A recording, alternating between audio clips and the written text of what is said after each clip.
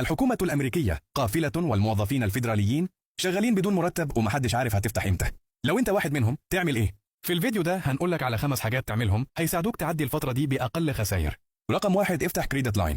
كريدت كارد بعرض 0 فايدة لو متاح. لو عرفت تجيب عرض 0% أو فترة 0 فوايد استخدمه كحل مؤقت بس لضروريات إيجار، أكل، فواتير. سجل كل مصروف وخلي عندك خطة واضحة لسداد المبلغ قبل ما تخلص فترة السماح، لأن بعد كده الفايدة بتبقى عالية جدا وممكن تتعبك. 2، اطلب سلفة من الأهل والأقارب بحكمة.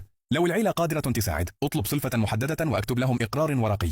المبلغ ميعاد سداد وشروط بسيطة. السلفة العائلية أقل تكلفة من القروض، بس لازم يكون الاتفاق واضح علشان ما تبوظش العلاقة.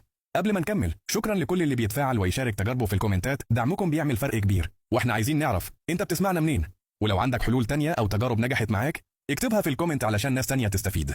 3، تكلم الاتش ار والنقابة فورا. اتأكد انت مصنف ازاي، فيرلود ولا اكسبتد، واسأل عن امكانية سلفة على الراتب، ادفانس، برامج طوارئ داخل الوكالة او اي توجيهات رسمية. النقابة ممكن يكون ليها موارد او نصايح مهمة برضه.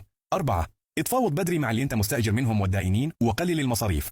كلم صاحب السكن والبنك وشركات الكابلات والإنترنت واطلب تأجيل دفعات أو خطة دفع مؤقتة، وبالمرة إلغي أي مصاريف مش ضرورية فورا. اشتراكات، طلبات توصيل، طلعات، كل حاجة هتوفرها مهمة دلوقتي. 5، ابحث عن سيولة مؤقتة واطلب دعم محلي لو احتجت. لو تقدر تشتغل شغل سريع، توصيل، فريلانس بسيط، خد بالك ما يأثرش على مهامك الفيدرالية لو انت اكسبتد. وابحث عن فود بانكس، منظمات محلية أو برامج مساعدة للموظفين الفيدراليين ممكن تغطي مصاريف أكل أو فواتير أساسية.